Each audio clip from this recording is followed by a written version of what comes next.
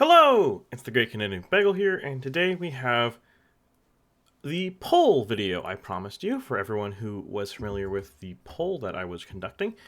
Here is the data for it.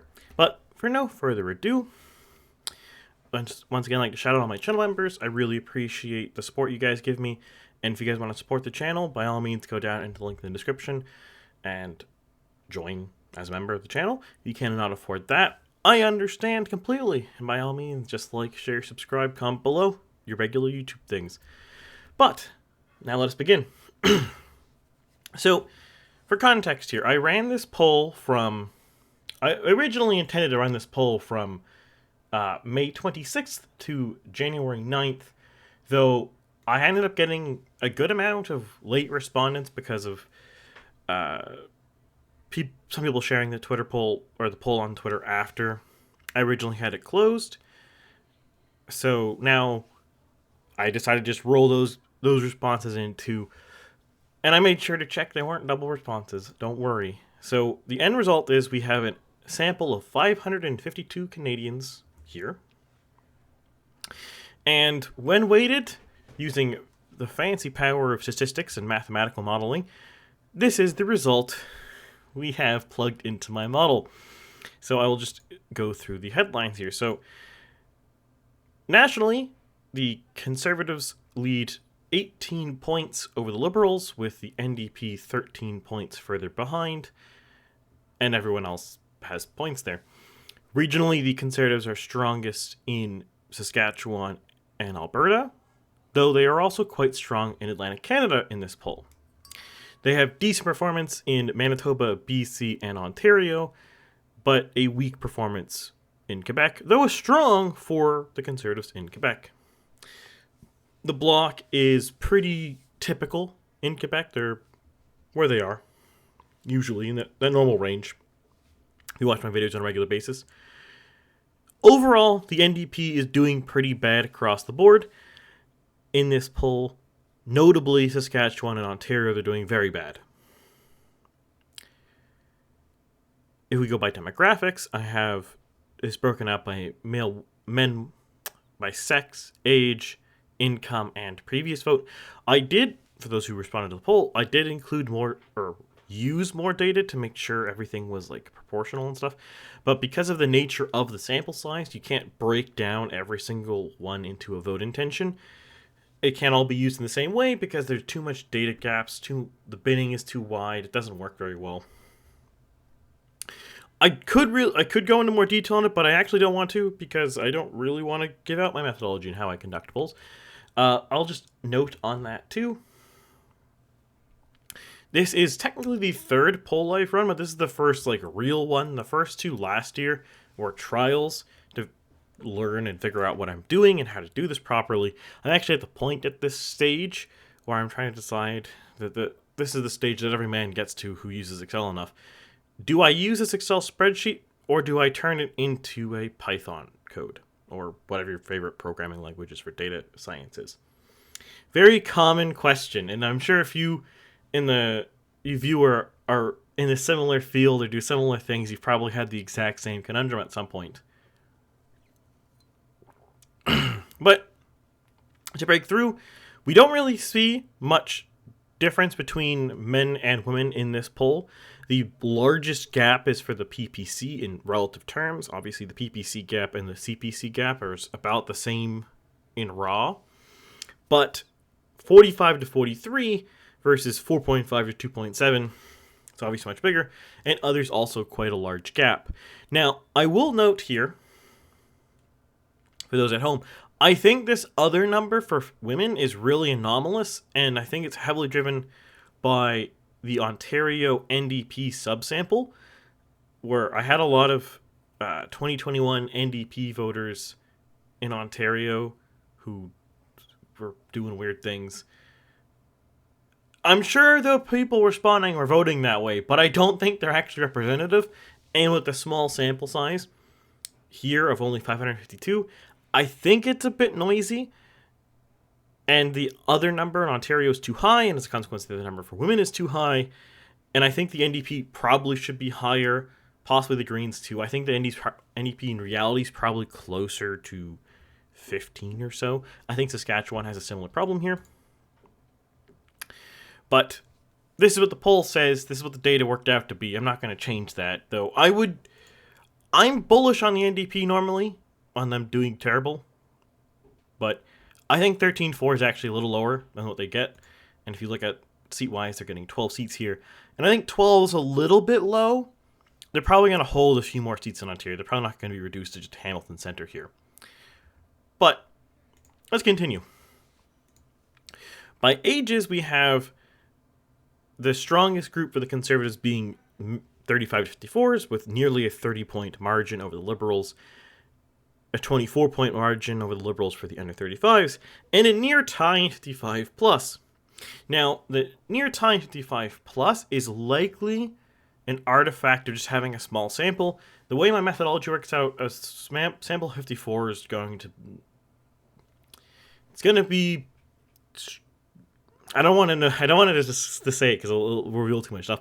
But the sample 54 is going to probably be not enough to have a really good quality sample. I think it's reasonably accurate. This is pretty close to a lot of other polls are saying. Like, I mean, if we just go reasonably close. Like, if we look at the actual number my model averages, it's 31 for the Liberals to 42 for the Conservatives for the 55 plus. So, why not?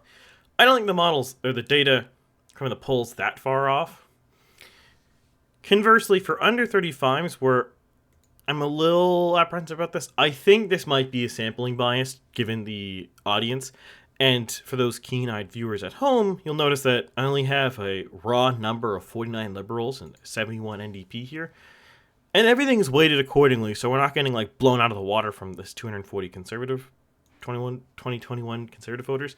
But I suspect because the sample in raw is skewed, and as a consequence of how this is sampled, it's probably a little bit skewed towards people who are flipping Conservative. So, and it's obviously skewed towards the youth, as you can see by almost 2/3 of the respondents being young, which makes sense given how I'm acquiring respondents. I would be a little hesitant. I don't know if this particular data is as good. And I'll just, as a note here, just in general terms, the more you split up your data, like, this number is more rock solid than any of these smaller ones. And it's not just because this sample size is larger. This has more controls through it. The way the data is broken up is headlines are more robust and everything else is less.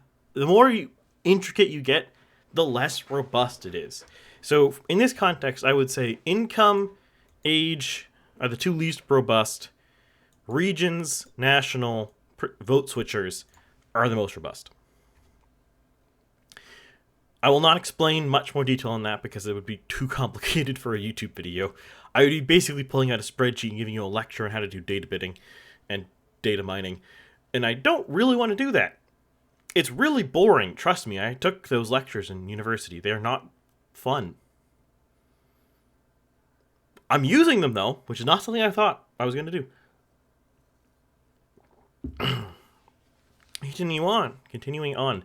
Income-wise, these pretty much match up what we're seeing across, more or less across the board for income. They're higher than my model raw has them, but my model raw has the Conservatives 2 points lower. So that's not surprising. Give you context here, my model raw has 36 for under 50K income, 45 for 50 to 100K, and 47 for 100K plus. So we're within margin of error of the actual numbers across the board here, especially once you consider that my model's intentionally slow, and this is a brand new poll, so obviously it's getting more aggressive. Across the board seemed to make sense. And then the same story with all these vote switchers. Everything, the Liberal, NDP, Bloc, PPC, vote switchers all line up with what my model's raw data says pretty strongly. Green, my model is really, the other polls averaged out in my model says the Greens have a lot more defectors than the this poll has, my poll. Same thing with others has a ton of defectors across the board. It's not a very solid, strong vote, which then that should make sense to people. Like, why would other be a strong vote? If it was a strong vote, that's presumably a party that's worth breaking out in detail and not lumping together another. But anyways, it be what it be. And the conservative one, I think, is a little preposterous. And 97.7% vote retention is, like, unheard of. That's not happening. The US doesn't have that. And they have a two-party system with exceptionally high partisanship. And they can't pull a 97.7 retention rate between two different races in the same election in the same state. You'll have more than 2.3% defectors between Senate and President and House. Like, the numbers, this number is preposterous, but it's, again, it's within margin of error the actual reality, probably. Maybe. But it's really high. And again, I think that's probably because methodology is a little skewed here. One day in the future, I hope to have more and more people respond to my polls. That'd be even better. I might, and actually, in the pinned comment on this video, to try out for future, I'm not going to do this anytime soon, so don't get your hopes up. I'm not going to poll that frequently. It's enough time commitment, and I don't want to do it. Don't have enough time.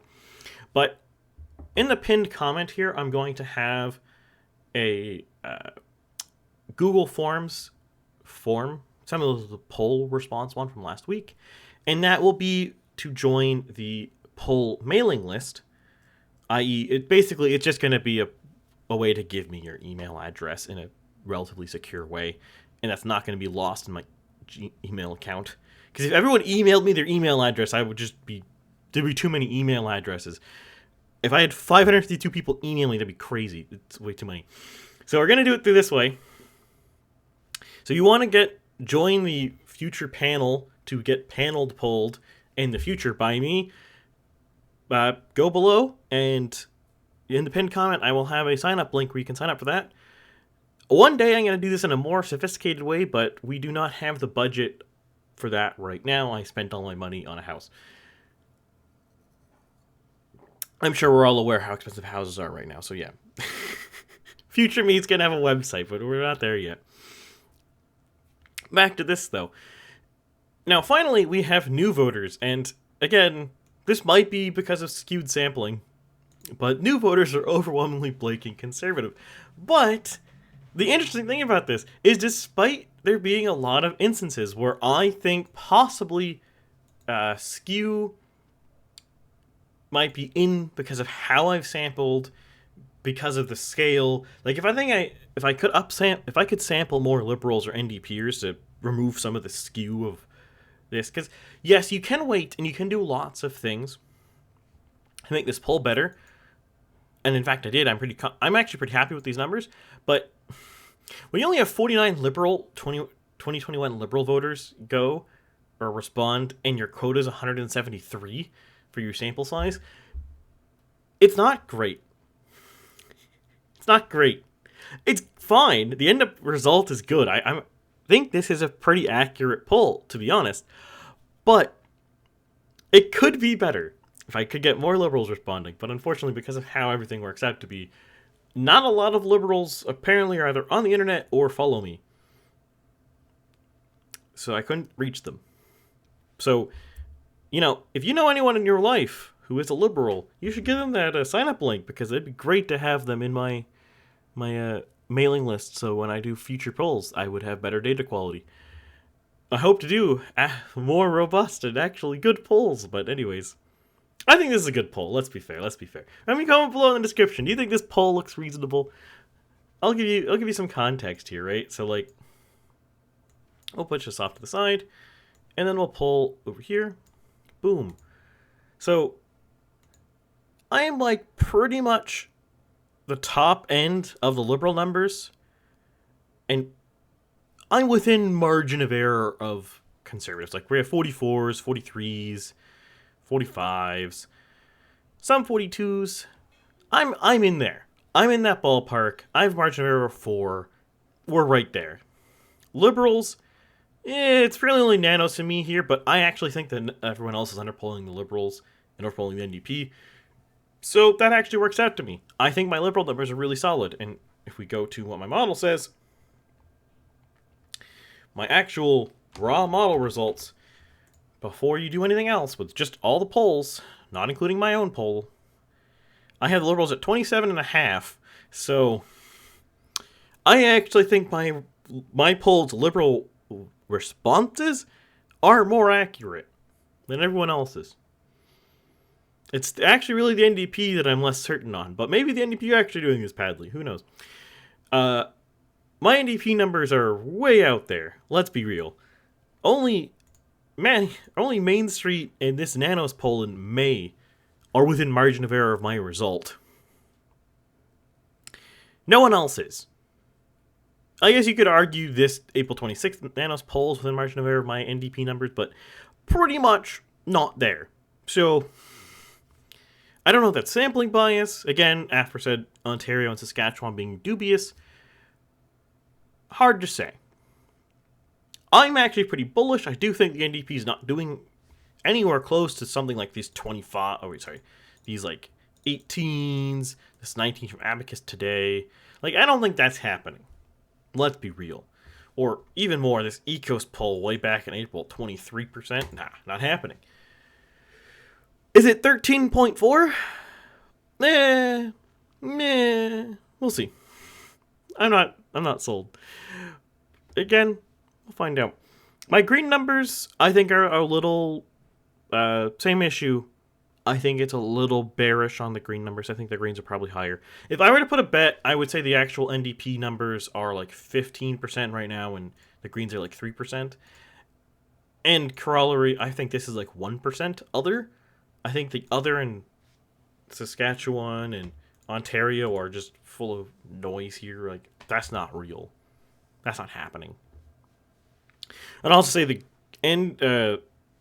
PPC is also probably too high, though I think mostly because of this Quebec number. I don't think that Quebec number is real. That's 3.8. I don't think that's happening. And then if you shave off a few percents across some of the other provinces where I think it's probably accurate, if this is probably sub 2. Let's be real. That's probably not 8. That's probably not 5. That's probably not 4.5. That's probably not 4. These three are pretty close. These four, are pretty close to the 2021 responses, which is not happening. Sorry. Their PPC is not getting 2021 numbers. I would say it's probably 2. It's probably 2.5% nationally for PPC. But 3.6 is actually within margin of error of everyone else. So maybe that's actually correct. I don't believe it. But maybe it's correct. I still don't believe it. Especially after you saw some of the by-elections. The PPC they're not actually doing that good. So it doesn't seem that likely. So overall here, that's what the raw data says. Not too bad. Not too bad for the first serious poll I've done. The other two I had were under 100 or under 200 samples, so they were good for practice, but they weren't really a proper poll. They weren't robust. So let's break this down. Who's where and what's going on, right? What are the interesting results of this? Well, starting with the West, this is pretty typical. This BC is what a lot of BCs are looking at right now. There's a Victoria, there's a few parts of Burnaby and New Westminster and East Vancouver, and then Central Surrey. And that's it for the NDP or Liberals. Alberta, Saskatchewan, it's Alberta, Saskatchewan. What can I say? Manitoba is pretty interesting, actually. Apparently, Transcona and St. Boniface, St. Vital flip, but then Winnipeg South, South Centre don't. That's just interesting. Who knows? Now, this is not an MRP poll. This is my poll plugged into my model. Do not confuse the two. An MRP poll would be actually saying, this is what the polling data says. This is a projection based on the polling data, so it could be wrong. Remember, you're filtering a projection through a model. MRPs are more advanced.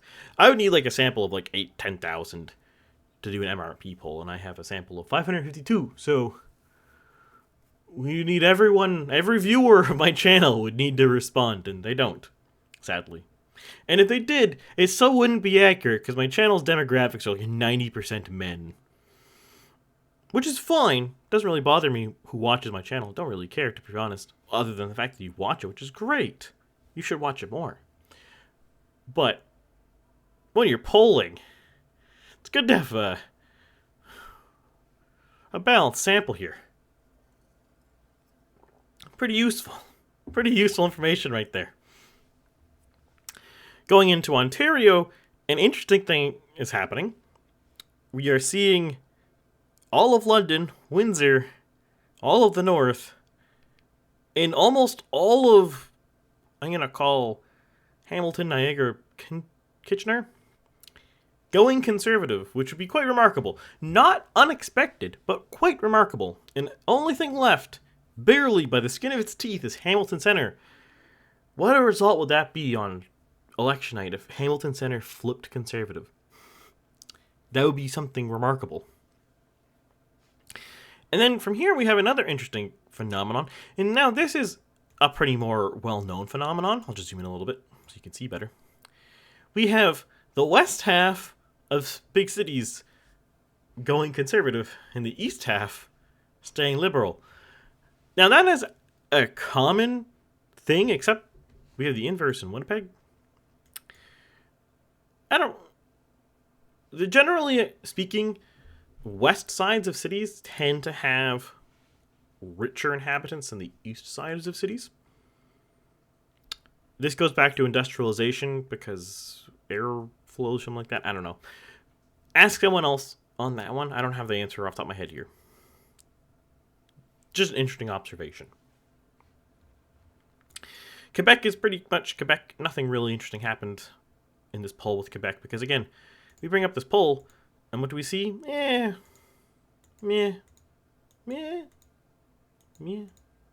It's Quebec. Quebec's voting Quebec's way. The real interesting one is this right here. Oh. 7-seat sweep Newfoundland. Whoa. 4-seat sweep PEI. Oh. All but 1 New Brunswick. All but 2 in Nova Scotia. This Atlantic Canada number is crazy. I think this is actually realistic. I'll be honest. I think this might happen. This is not even just me being like, oh, this is my poll. I'm gonna say my poll is accurate. As a Nova Scotian, I genuinely feel like this is a reasonable response. A reasonable outcome. This could reasonably happen on election day.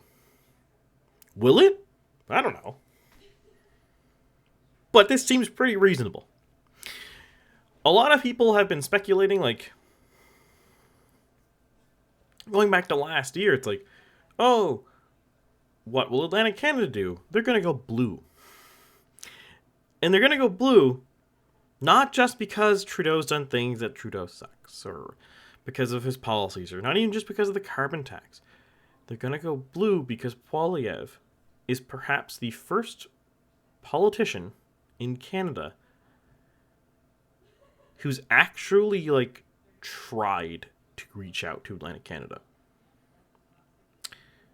Trudeau's went to Nova Scotia fewer times as Prime Minister in 9 years than Poilievre has went to Nova Scotia as leader of the Conservative Party in a year and a bit. Year and a half. Like, why? Why, Trudeau? Why aren't you trying? Why aren't you coming? Why aren't you saying things? Why aren't you announcing things? Nope. It's little things like that. They really add up. But this is not a video about individual politics or the different regions. This is just talking about my poll. So there we go. This is what my poll result says. Comment below what you think of the polls. I'm going to hopefully do more of these. One of my long-term goals I've had for a while now, after starting this channel, was to actually do genuine, real, honest polling. So let me know. With that, I bid you all adieu, and I'll see you next week with something different.